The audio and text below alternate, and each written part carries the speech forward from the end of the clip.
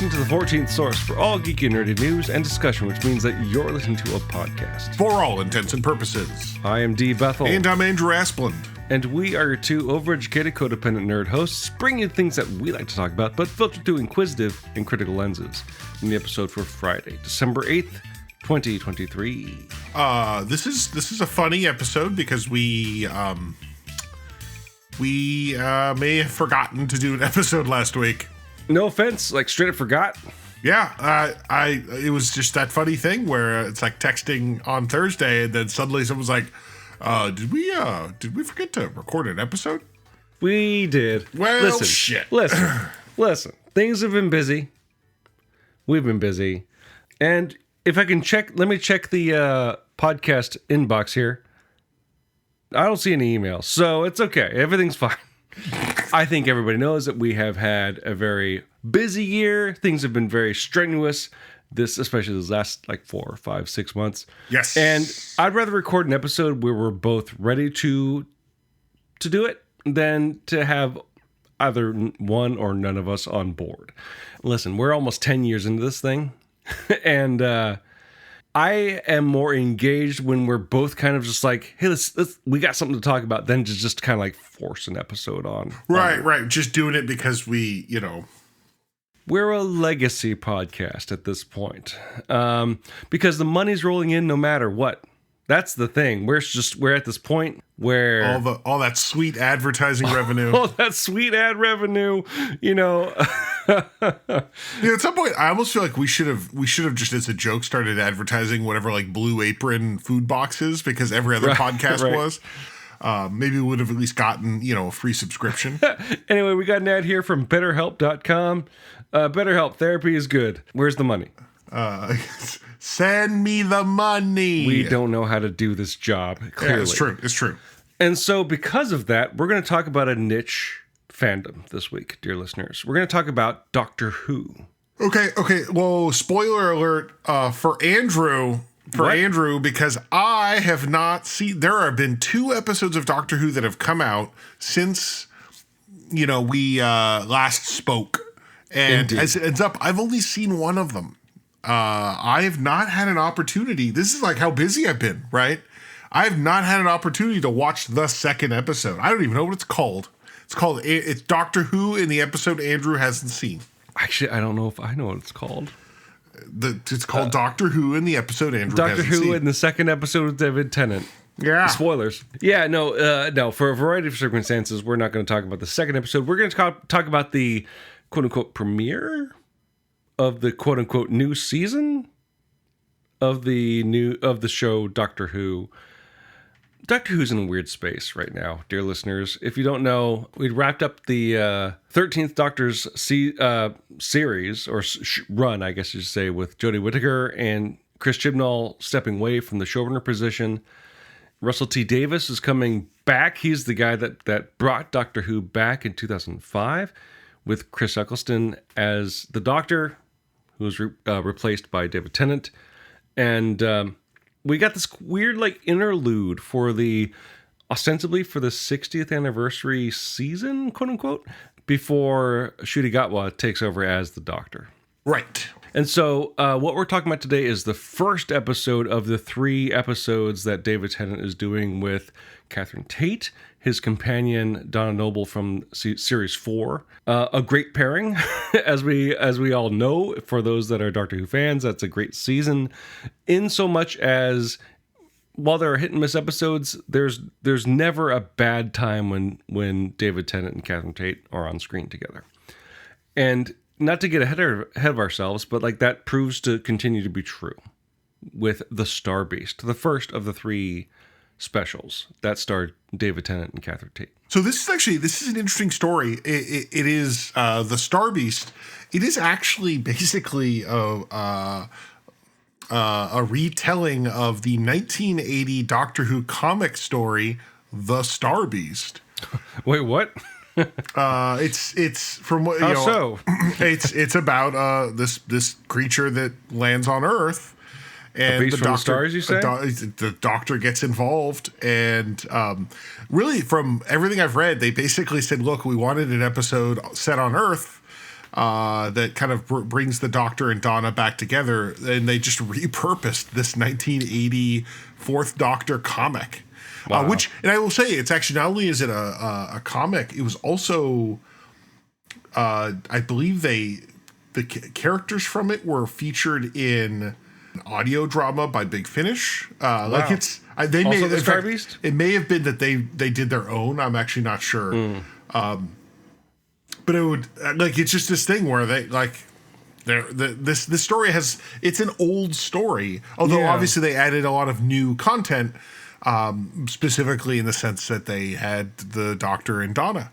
And I can cast aspersion on it, but like that's not unheard of for rebooted Doctor Who. Basically, meaning Doctor Who since 2005. They have on multiple occasions repurposed stories from the New Adventures, from Big Finish, because they're good stories, right? And like I think the most direct version of that is the series 3 two-parter. What was it called? Is it Human Nature? Yeah, Human Nature, Family of Blood, right? David Tennant's series 3. Yeah, with Martha, which was a repurposing Paul of Cornell, right? Of a novel. Human Nature by Paul Cornell, which was which we like to talk about as the perhaps the most delightful Doctor Who novel cover. It features the Seventh Doctor in professor gown and cap with a guy with a kid with a chain gun in front of him. Naturally. Naturally. Just screams Doctor Who. It's very Doctor Who. And also probably the most delightful of two-parters ever made. It's just a good time front to back. No, it's a sad ass story. It's a real sad story. Very sad story. So here we go with this, the Doctor and the Star Beast, which it brings our 14th Doctor, as played by David Tennant, back to London.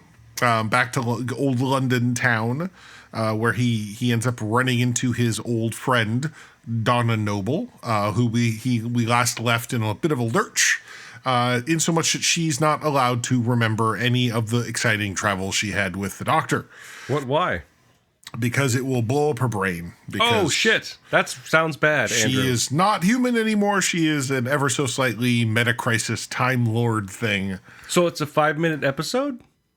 She just dies. No, no. It actually, obviously, hijinks ensue. Indeed. And really, I'm not going to go obviously narrate the contents.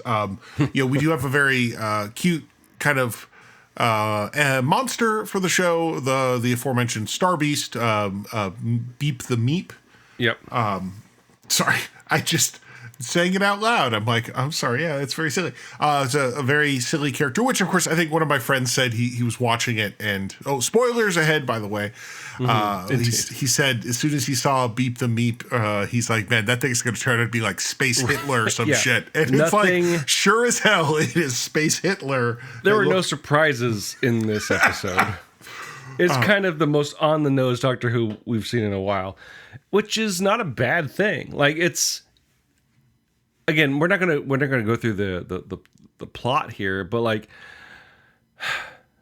I'm kind of conflicted, and I think there's things to talk about here. But like, the one thing we can say is like, it's just a Doctor Who Doctor Who episode.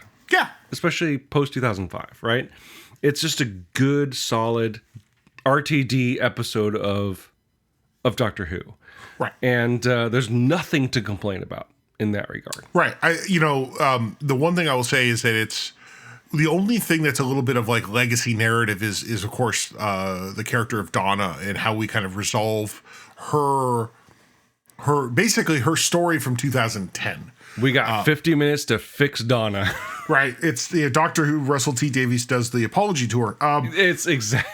Yes. But honestly, like it is this kind of delightful romp. A very Doctor Who story, kind of like how the Christmas specials were. Like, here's just a monster invading Earth or whatever. Right. Right. Yeah. Absolutely. In fact, it's yeah. So I would say that like it does exactly what it did. There was no heavy lift. There was no like nothing about the episode was like, ooh, this is a big epic arc or no. It was just an episode. Just an episode. Granted, now you say there's nothing to complain about, but you're clearly not. I'm complaining in protest. You're not a conservative UK shithead who's upset because, of course, the episode featured a trans character. Yes. Who helped save the day on a part of their gender non-binariness and provided a profound thematic moment for the show. Right. So as a whole. No, I'm not complaining about that. No, absolutely not. I think that was actually very well done. No, but clearly there are a lot of people out there that are complaining about that. There's also a whole scene about discussion of pronouns, which apparently also, if you are a conservative shit-stain person, you are complaining about that as well. Because Beep the Meep uses no pronouns or only the I am the Meep. That is the real complaints that you can levy against this episode are entirely really in the bucket of well. I have a complaint. Okay. That is actually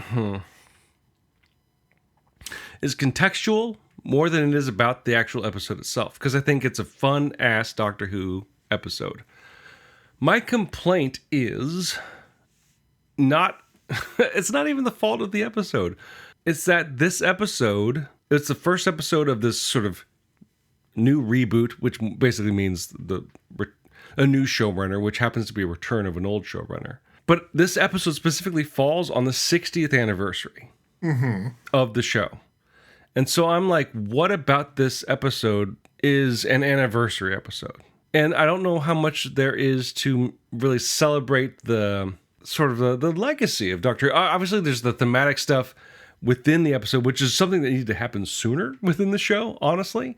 Like you talked about, like with Donna's daughter and the recognition of the sins of the past of the show, and actually kind of broadening the scope of the character of the Doctor themselves. That's great. But I think kind of not some of us, but I think we were kind of spoiled by the 50th anniversary and kind of how just broad that scope was and how focused that story was. And I was kind of expecting, like, this is the 60th. This has been 10 years since that last episode. Let's have a show about Doctor Who. And what we got was a good episode of Doctor Who. But was part of it that's kind of like, but is it the 60th anniversary of Doctor Who? And I'm not necessarily here to complain that this episode is good or bad. I think it's actually very good. But there's a contextual element that kind of grates with me. I guess as a fan, I wanted more. But what we got was great, right? Okay, so I think I got you here. Okay. And what I'll tell you is, I don't care. No. Fair. No, I mean, that's fair. No, it's actually, what I would actually say is, I was thinking about this because my understanding is that the third episode, The Giggle, is kind of like the heavy lift episode of the season. Right. It's the last of the three. And I imagine there was a lot and I actually think when they originally announced the 3-episode run, the intent was they were all going to be in the month of November, which leads me to believe that probably at one point it was going to end on November 23rd. Whatever, with The Giggle. But then someone was like, well, actually, how does it feel if we bring David Tennant back and Donna back on the 60th anniversary? You know, it's a choice. It's a choice that could have gone either way. They went one way. It's a choice. I think it's a choice. And like a lot of things, when we've talked about this a lot, right? Where like the new Disney show drops and like the reviewers get access to the first 3 episodes or the first 2 episodes, and they're like, "Oh, the show's not very good," or whatever, right? But I think the quality of the story is only absorbed and made clear in the context of the entire run. And I think you're right. I think there's part of me that got myself hyped for this first episode. Going like, this falls as close to the 60th anniversary as possible. And being kind of not let down, but like, okay, that was a good Doctor Who episode. But it's kind of like a normal ass Doctor Who episode. What about that made the 60th? But then stepping back and going like, I think these 3, and maybe the marketing could be better. I don't know. I'm not here to judge because I'm not a marketing specialist. I think honestly, like, yeah, these 3 episodes specifically, as we lead into the Ncuti Gatwa era, are meant to be kind of the 60th celebration. what that does is it makes me even more excited to keep watching Doctor Who. Honestly, especially because, and not to throw you under the bus, Andrew, but they do make some interesting legacy connections in the second episode. Wild Blue Yonder, by the way, which is what it's called. And of course, we know that the Celestial Toymakers is the ostensible villain for the third. Right. Which hasn't aired yet, so we don't know anything. It actually will. Yeah, it'll air this weekend, I believe. Right. And so they haven't sent us a screener, because even though we're the top, one of the top Doctor Who fan podcasts, we haven't gotten a pre-screener for that. But it kind of is pointing in the direction of escalation is what's happening here to the point of a grand kind of finale. Especially since we know that the David Tennant, Catherine Tate run is fairly short and is leading into the regeneration that I think we should, I don't want to say we should expect big things, but I'm expecting a kind of great payoff. And knowing how RTD writes and knowing how regenerations work, it seems to be kind of setting all the pieces in place for that to be the case. So I will ask this question, and I'm asking you because you've seen the second episode. I've seen the second episode. Andrew has not. Does Ncuti Gatwa appear in the second episode? No. Okay, because the one thing I will reference is that for those that have seen the trailers they released, there is footage of him. This is not it's from all indications this is not going to be one of those in the last minutes, you swap out the old guy and put in the new guy.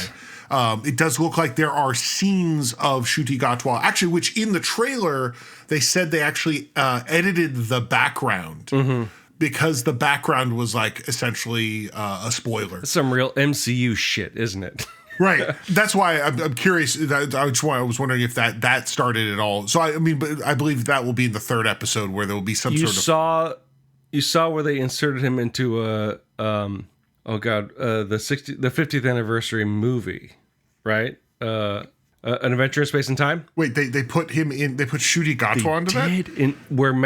Where Matt Smith showed up when right before. Wait, you're kidding. You're kidding. No, look it up right now. We're gonna pause. We're not gonna pause recording, but we'll cut this out. Andrew, look this shit up. So is this just a clip they cut? It or is. Is this it actually, is just a clip it's they not cut. like they went and changed the fucking movie. I think they might have re-aired the movie with Ncuti Gatwa in that last bit for the 60th in Britain. Oh, that's cool. I didn't realize they did that. Did not know they did that. It's pretty cool. It's pretty cool. But again, so I think he's going to be in this in the third episode in some capacity, with that his appearance being part of the regeneration. Right. Well, but also just there's some story component because it's him yelling at the camera essentially. What's going on here? Yeah. Yeah. I mean, the question I'm asking, and maybe some fans are, is why did when Jodie Whittaker regenerated into Tennant, why did her clothes regenerate? Which, as of the second episode, I will also spoil, they haven't answered. It's bizarre. But they've addressed they addressed that. Did they? Not in the show, but in real life they did. Did they? Apparently, I think the first Doctor, when he regenerates, I think he actually regenerates some clothing. Did he?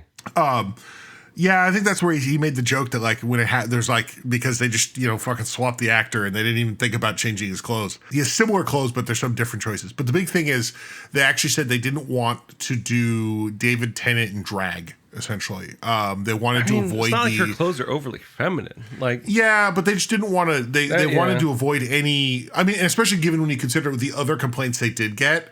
Just don't even touch it. Don't deal with it. Just be look, he's just, he can do whatever he wants. They're the Doctor, right? Yeah. Which is actually really interesting in the context of the second episode, which I won't spoil any more of. So that's actually really interesting, Andrew. At least that's what they'd said 3 months ago or something, that they wanted to avoid any him running around in her clothes because. No, but there's a lot of things going on there. Okay, but I don't want to go too far into it. Okay. Thoughts about David Tennant back in the role? Do you think he's playing it differently? Do you think? Do you feel the years on him more? Do you think he's still playing the David Tennant Doctor? Do you feel it is the 14th Doctor? No, it's a different character. Explain. It's different. To me, it is.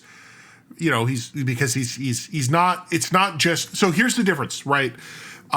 David Tennant in the 50th anniversary special is just the 10th. Gotta think of the fucking numbers. I know it's getting like, it's the scientific he's the notation 10th Doctor, like at the point that we see him as the 10th Doctor, right? Like he's not had any other experiences. This is some of the personality of that 10th Doctor, but now with 3 other lives of just things that have happened to him. Yes. And I think that's actually what is, and it's something that Doctor Who never has really been able to do that much, other than in like for example, in some of the weird like Tales from the TARDIS stuff, right? Yeah, it's weird stuff like that. Like the idea that this is that kind of that original personality, that person, but now suddenly with all these different experiences, right? And that in itself makes them different. And that's what, I thought, I like that he gets to play, because he's also older. He's had a lot of experiences. He married the Doctor's daughter, Literally, yeah. So, I think that's the one thing I really did enjoy about it. Plus they also, first of all, he is not the skinny rail he was, 15 years ago. I mean, that, yeah. He's not like, I'm not saying he's not like fat or anything, but definitely he's not. He was like I mean, they make jokes about it in 2009 that like you hug him and you get a paper cut. Right. And now like he's he's got some meat to not him. Not much. They just made the suit tighter. I mean, I think he's a little bit, he's older. I mean, we all get older and flatter. But also then they get that great line about, people over 35 shouldn't wear a suit that tight. Yeah. His hair is bigger, I would say. It's a bigger hair this time. And he's stubblier than he ever was as the 10th Doctor. It's not to lean on the David Tennant oeuvre here, but he's definitely bringing a bit of Broadchurch into the Doctor Who here. Little crabbier, a little more unshaven, and that's okay, because it is nice to get a different Tennant Doctor, as you said. Because I would agree, this is a different Doctor. It's a more weary Doctor than we were getting, because what we got at the end of his run was a very angry Doctor, a very bitter Doctor. Well, if anything, what that did was, aside from kind of like, especially, I don't know if you remember the end of the first RTD era, but like there's part of me that's kind of like, I'm ready for this super emo shit to be done. And what that did, in a positive light, in a retrospective light, really set up a nice bed for Moffat and Matt Smith to come in and like just kind of start over. And it was a great kind of contrast. But kind of coming back to it and having that anger and sort of bitterness become just sort of weariness. And I don't want to say regret, but definitely just sort of understanding of like, oh, I didn't make all the right decisions. Especially when it came to Donna. Like, I think you said it absolutely perfectly. This first episode, and to an extent, the second episode, is kind of, we're on the Donna apology tour. Because what I think, especially in the case of fandom, but even in terms of analysis, what Russell T Davies did with regards to the character of Donna is kind of fucked up. Really, it's kind of bullshit, considering how much power the Doctor has over his companions, and to kind of put her in such a shitty situation is unprecedented. It is, and not even, it doesn't even feel like, like, okay, with some of the other companions who died or whatever, like, well, I can't go back and like fuck with my own timeline or whatever. Here it's like, I don't know, man, she had a bad head trip because of me, and eat shit. So with that in mind, like, how do you feel they handled that? Because they do answer that question in this first episode. Do you feel like it was just hand wavy bullshit, or do you think it actually kind of made sense? I mean, it was hand wavy bullshit, and I'm totally okay with that because it's Doctor Who, right? I the one thing I was thinking about this is when Russell T Davies makes Doctor Who, he's not actually worried about, how will this impact? I mean, he actually does put some thought into it, but he's not like, well, someone who's reading episode 7 of season 3 of the original series might say that this is different. He's just like, here's a story I want to do that has these moments. That's the interesting thing, though. He knows those stories, though. Like, he does. As much as Moffat, a very well-read fan on Doctor Who, but also he's a writer, and it's like, what makes a good story? And that takes precedence over continuity and and timey-wimey or science fiction logic bullshit. And if it makes sense within the context of the story, which I think here it does, like all the things kind of line up in terms of themes. Yeah. And I think it has a powerful impact, especially when it comes to identity and when it comes to sexuality and stuff like that. Like, which we could talk about more of. It's whatever hand-wavy bullshit he does. This episode alone kind of shifts the franchise into a light that people were wanting to shine on it, and doing so in a way that actually has an impact. In as much as I would say, or as much I should say, as even something like the Timeless Child kind of did, where it's like, oh, every possible iteration of the Doctor is the Doctor. Here we have like, well, we don't have to be limited even by gender or identity. Like in fact, recognition of the fact that gender as a construct is what makes the Doctor, that kind of stuff. Mm-hmm. And I would say the biggest thing is that I think what distinguishes it, why I don't care, is that there wasn't anything where Russell T Davies, like, I felt like gave us a rule, right, and then like disregarded it in the next episode, right. Wow.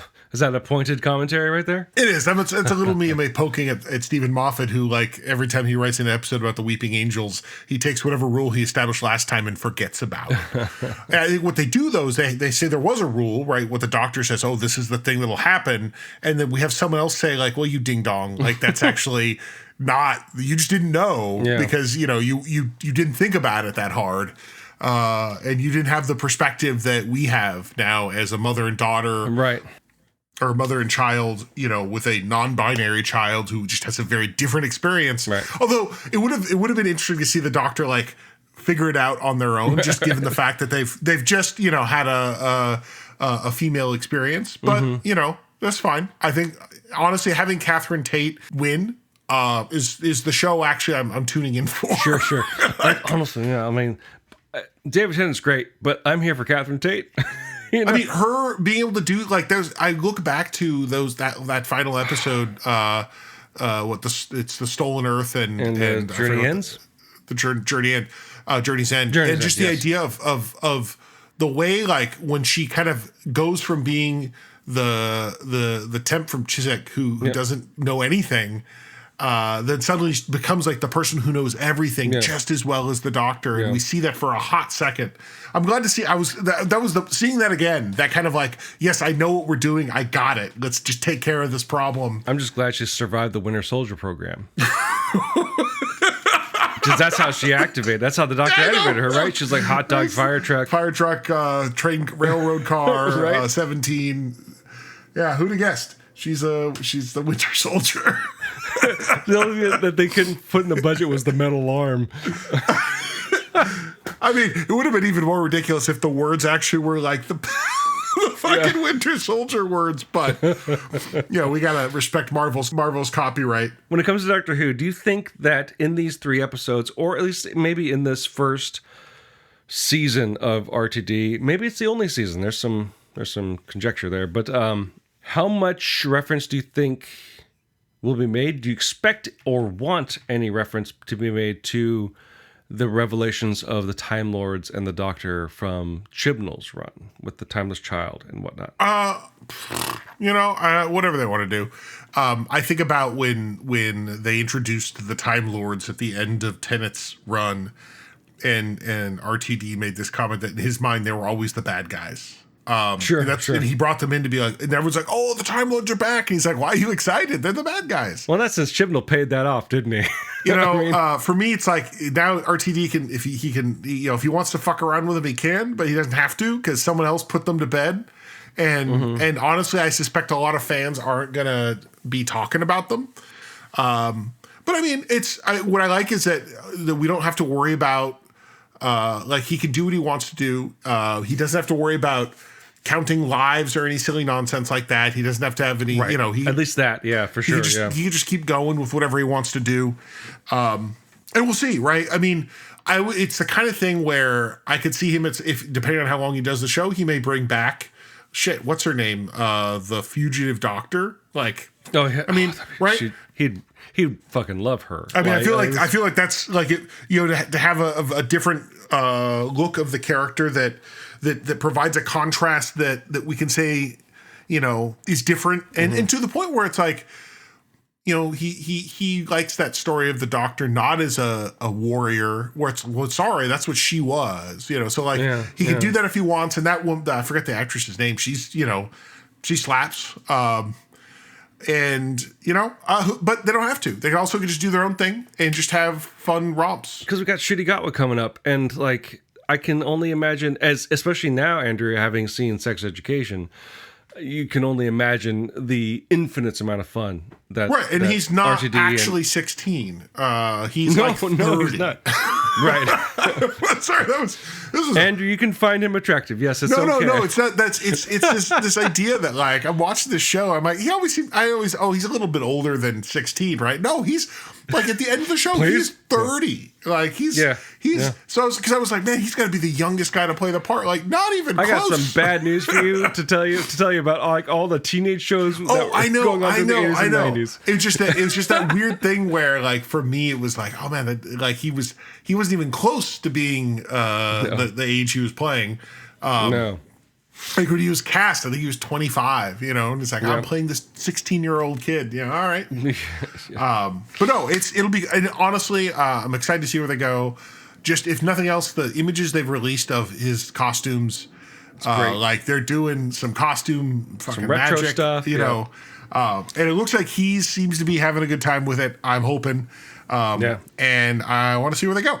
And, not to pre-plan, because who knows if we'll have an episode next week, but possibly will you have all the episodes watched for the next episode? Unfortunately, I will be in California next week. So while I will have probably watched them Monday night, I will be in California the next morning. Without any sort of recording software. So fair enough. Well, it's not the software I'm worried about. It's the internet connection I'm worried about. Internet. Because where I will be has the world's most tragic internet.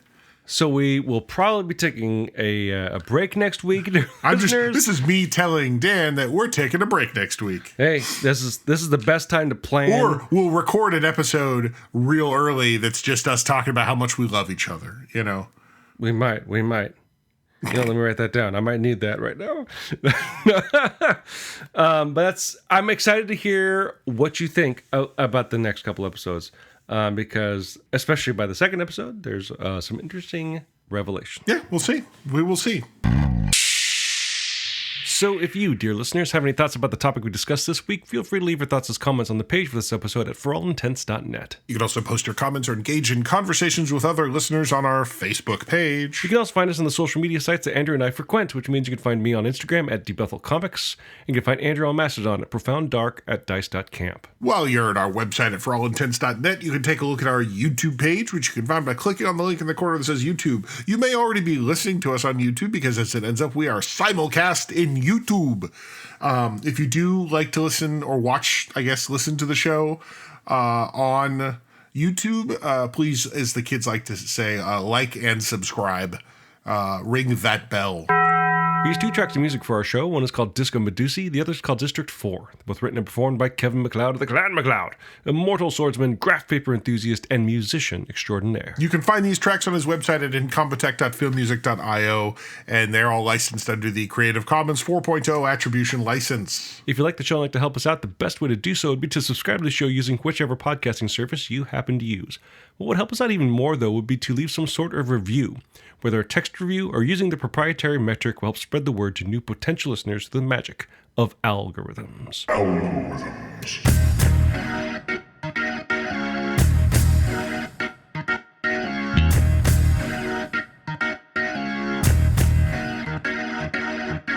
It's been a couple weeks. I would like to check in here with a little Nomansky update. Okay, tell me more. I've been having fun. I'm in a bit of a dilemma right now. I was cruising around, finding new planets like you do. I got a freighter now. It's pretty great. I got a bunch of people that work for me that I don't know, but they seem to be happy to be there. Mm-hmm.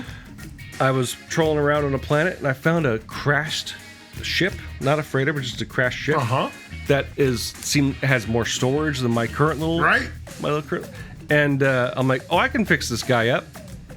And then I'm like, uh-oh. It says, like, do you want to add this ship to your inventory, your list, basically? I'm like, oh, yeah, I do. Then I'm like, well, now, how, okay. I fixed the engines, I fixed the shields, I fixed the launch jets and all that stuff.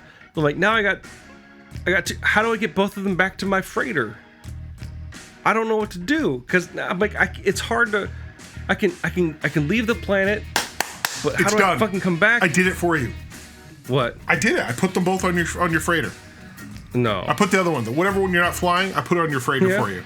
Because I went back to the freighter, I didn't see it, but I did it. I did it for you. It's done. Okay. Yeah. I hope that's true. Or if you want, go into your own menu. You can call it from your own I can't on the freighter if I go.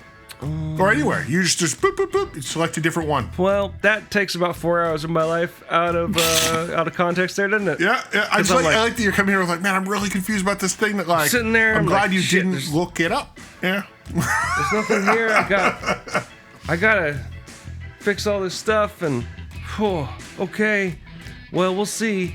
I don't know. No, because maybe this is something a conversation to have off mic, because like it's good. When I jump into the other ship, it's like this is now your primary ship, and like the other one. Yeah. Basically, whichever one you don't take with you, it just ends up showing up on your ship eventually. Like so your boys go out and find it for you. Yeah, those goofy little aliens. They're like, yeah, we got it. Well, my aliens are big dudes. They are kind of they're intimidating. So okay. I'm not gonna worry too much. So that's what you're telling me. Don't worry too much. Don't worry too much. All right. Well, that occupied at least a day and a half of my time. So, until you waste your time, dear listeners, I'm D. Bethel, and I'm Andrew Asplund, and for all intents and purposes, that was a podcast.